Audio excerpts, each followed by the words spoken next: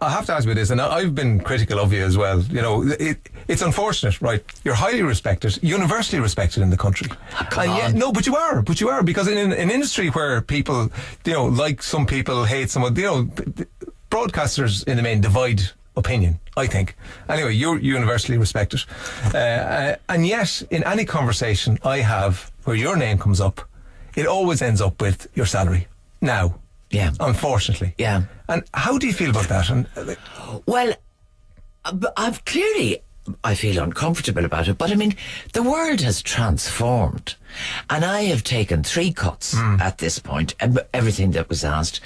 There's been a kind of an understanding that was then and this is now. That contract was negotiated really in the context of the fact that the weekend had worked out very well, if you know what I mean. And did somebody try to poach you? Yes. Right. And did they offer you a large amount of money? Yes. And did you go back to RT and say that this had happened? No. No. Did you ever threaten RT to leave? No. Right. Well, no, I did give it consideration. But did they know you'd given it consideration, whether it was from you or from somebody else? Yeah, they would have known. Right. And would they have known how much you were offered? I don't think so. Right. I don't think so, no. So the amount... Where did that come from? Was it just plucked out of the air, or?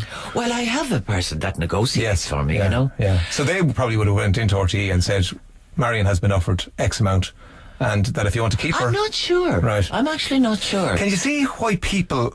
It of irks course people. I can. Of course I can. Because it's 4 hours, 9 weeks holidays. Well, now listen. No, I know, but I'm just. You just told me. No, I'll use your favourite phrase. Come on, Marion. Yes. If you think, like when I did Women Today, nobody said I was doing 2.5 hours work a week. I know that. But still, whatever way you do the maths on it, it appears to most people out there, you know, that you are making too much money for what you do. Right. And what do you say?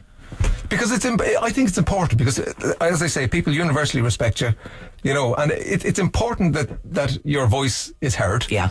And people feel that you're a voice of the people. But not that you care about what I think, but, you know, I'd be fearful then that would be eroded by what people talk about now. And the top 10 earners was released on Friday. Yeah. And in all the articles, you are mentioned and the amount of hours you do. Yeah, well, I'd like to take up the amount of hours I do first. Well, this broadcast is baloney. Yeah. Would you say to the editor of the Sunday Times that he works 1 day a week? Would you say to the Indo to Angus Fanning that he works 1 day a week? You know, as well as I know, that the on-air time is the payback for the other work. And you do the work, and then you get to go on air. And that's as simple as that. Right. And so just in your quiet moments, because we have to go now, but in your quiet moments talking to friends, do they tell you do you read the articles? Of course I do, and as I told you, I've taken 3 cuts again. Yeah. The one that was released the other day is 2 years old. 2009, yeah. 2009. And it is a transformed planet from when that was done. Right, well, it's been a real pleasure talking to you. Sorry we had to end on that, but we had to end on that. And the Saturday interviews, 2005 to 2011, Marion Finucane, it's a great read.